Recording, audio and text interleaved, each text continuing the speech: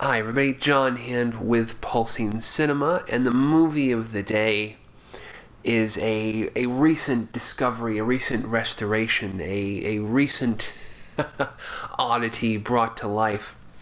Though I've known about it for a couple of years here, I haven't known it for it that long. And it's just great that it's gotten this incredible new release from Arrow Video, this new restoration, this new 2K digital restoration, and it's showing around in Europe and in the US, and available on a Blu-ray in both the US and in the UK. Dr. Jekyll, The Strange Case of Dr. Jekyll and Miss Osbourne, also known as Dr. Jekyll et les Femmes, Dr. Jekyll and His Women, or The Blood of Dr. Jekyll. I think it was released by VTC in the UK as The Blood of Dr. Jekyll. I think also theatrically as The Blood of Dr. Jekyll. A film of many names.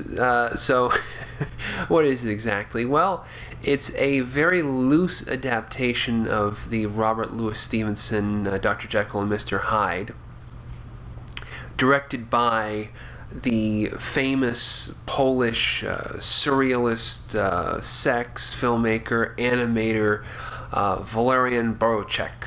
I always used to say his name is Valerian Borowczyk, or Borowczyk, or what. It was always when I was a kid I would read about Walerian Borowczyk, and his last name Borowczyk. I mean, I know Polish names, but I don't know, it always looked like it was like sci-fi, you know? It always looked like it was something from like fucking Dune, you know? Borowczyk, you know? Like he's on Giedi Prime or something, you know? He's like the Baron Harkonnen's brother, you know? Max Valerian Borowczyk, you know? Borowczyk, or it's just the way it looks in English, the way those characters look, it always kind of, I don't know, I'm a sick person.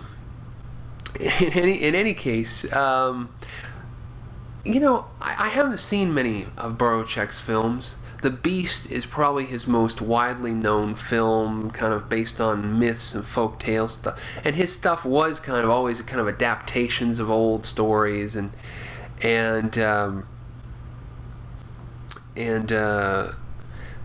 one was, but I mean, but with a sexual component. So.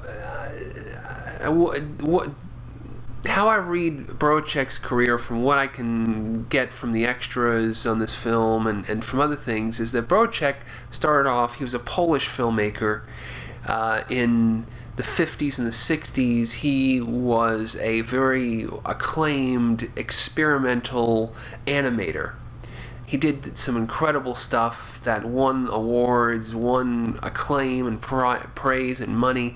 And he moved to Paris. He moved to France, like many Polish filmmakers and artists. And he started doing films there. But he got involved with doing like sexual movies, art house films that were based on, you know, myths and folk tales and legends and stuff, but had a sexual component. You know, he got in touch with the Demands and the people who were financing, you know, kind of like art house but sexy movies, and that was how he lived out the rest of his life, you know.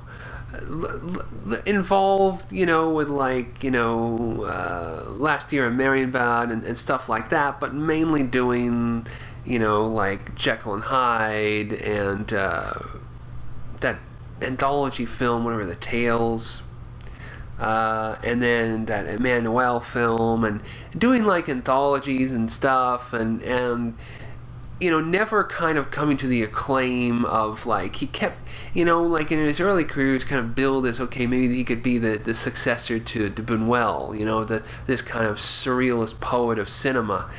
And a lot of people felt that kind of he went a different way when he started doing these very graphic, sexually explicit type movies.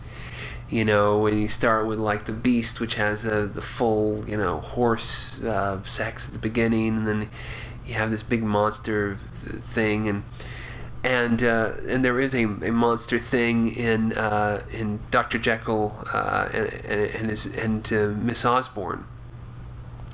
So Dr. Jekyll, based on Robert Louis Stevenson's novel about the guy that the physician who unlocks his id in Mr. Hyde, but with a potion, with a serum, and it becomes almost an alter ego. He physically contorts and transforms into this other man, who is his dark, his shadow, his id, this black part of this good, honest man.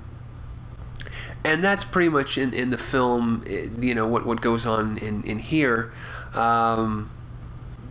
In this film, Dr. Jekyll is this guy who has this serum that he throws into a bath, and he gets into the bath, and it's Udo Kier. Udo Kier, who of course the great European actor who had been Baron von Frankenstein, who had been the Dracula, and now he's playing another classic horror character in Dr. Jekyll and Mr. Hyde. So he's doing all that kind of crazy stuff, and he's turning into Dr. Jekyll, and they have contact lenses, which are hard contact or very early hard contact lenses, which give him crazy eyes, So he gets into this bath and he becomes Mr. Hyde, and in the opening of the film, as he goes and he beats this young girl to death. And then he comes back to his, this film is set in London, but it mainly takes place all 90% in interiors in this gigantic manor house, this mansion where Dr. Jekyll is entertaining a group of guests for a dinner party, which is to celebrate his engagement to his beautiful bride to be, Fanny Osbourne. In this film, it was played by a Walerian Borowczyk regular, and so she is the bride, and so the film plays out as basically one night in this house as Udo, Dr. Jekyll, keeps transforming to Mr. Hyde and just keeps killing people. And then there's this Patrick Magee who plays this general, and he's running around with a gun, and he's pretty much, I think, the only native English speaker in this film. And Mr. Hyde kills a couple people, he rapes some people, he rapes a guy, and you see this gigantic prosthetic phallus, which at one point is draped in blood. And so it's and there's some nudity. Miss Osbourne eventually gets into it. She finds out the secret of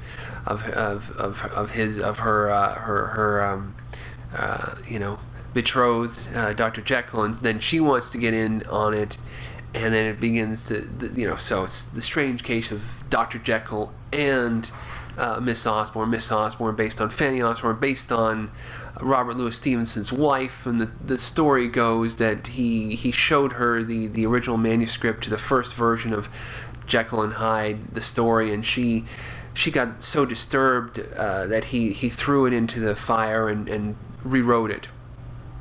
So I don't know a hell of a lot about Borowczyk, but I've seen his films, and I've seen parts of other of his films, and it's just it's a very typical Borowczyk film, and it's all shot handheld, so it has that kind of documentary immediacy to it, but it's shot in very diffuse light.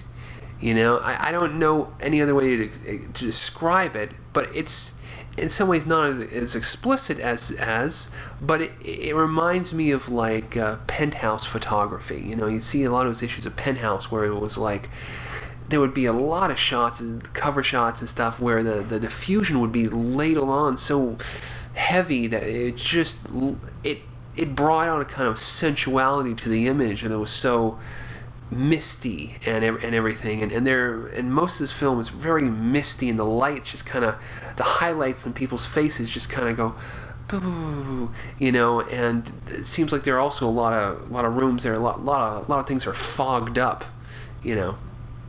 So there's a lot of that stuff. The performances, are all over the map. Of course, I think people are speaking all kinds of different languages. This film was shot in Paris, but it's supposed to be set in London. There's just some still images and things, some very weird still images of London in negative that are supposed to suggest a time and place. It's firmly entrenched as a horror film. I mean, right from the beginning, where you see the stalking scene with this woman, and the music by the experimental score by Bernard Parmigiani, who had worked with a lot of Polish directors, and I think he'd scored a lot of Borowczyk's animated films.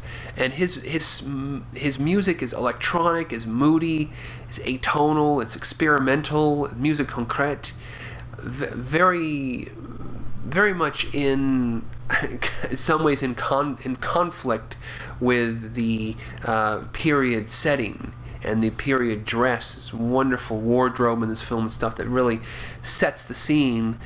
But then you have this electronic score, and it's shot kind of like a documentary.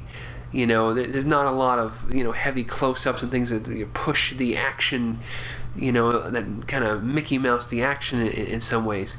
So it gives it all of these things, the way it's shot, the way it's lit. By the way, it's shot kind of documentary, but it's lit beautifully, as I said, with the diffusion and the way the lights are play off things, and these highlights, these blooming highlights, stuff looks beautiful. So there is all these elements which kind of conflict and create a very unsettling, at times boring, but you just can never really take your eyes off it. It's just kind of hypnotic, and the film moves in these surreal. I mean, it doesn't really make sense the way that basically people are being knocked off in this house, and Dr. Jekyll is allowed to disappear and then come back, and then he disappears and then he comes back, and he changes into Jekyll. I mean, like, he says every time he changes into Jekyll he loses 5 years of his life. I mean, it's like, by the end of this night, it seems like he must have lost like 40 years, because he seems to be every other moment he's turning in and out of Jekyll, or turning in and out of Hyde. So, it's definitely a film I've wanted to see for years, and I'd had very bad VHS copies of it. I'm like, no. Because the thing about the way Borowczyk's films look is he shoots them with a lot of diffusion, and so they're diffuse already. So this is almost a film where it requires you to see a good 35mm or a Blu-ray copy, so you have the most high resolution copy of this. So I mean, his films proliferated for years because they were seen as lower kind of skin movies, and they made the circuits on VHS, and very difficult to find until the past maybe 5 or 7 years. Most of the films were only available on VHS gray market stuff, dubs, and you really can't experience the full force of his films when they look like that. I think a good comparison is go to Arrow Video. They released the new restoration of it. Look at their trailer for Jekyll and Miss Osbourne, and then it is available on YouTube, the full version, in a very poor video copy, and it's just like, there are some scenes of this film that are just shot in very low light, and they almost fall apart, and they're just kind of almost unintelligible in that original vintage 1980s video transfer. This is a heroic effort that they've been doing at Arrow Video. They've really been upping their game.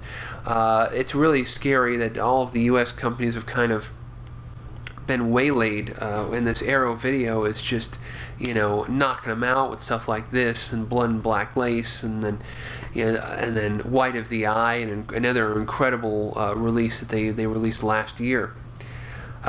So a lot of jabbering, but what is it? What's the bottom line? The bottom line is that if you love Euro horror, if you love kind of that Polish surrealism, that kind of murky, strange stuff, if you're in for a spooky, kind of terrifying, kind of mystifying experience, then I think Dr. Jekyll, The Strange Case of Dr. Jekyll and Miss Osbourne is worth a look.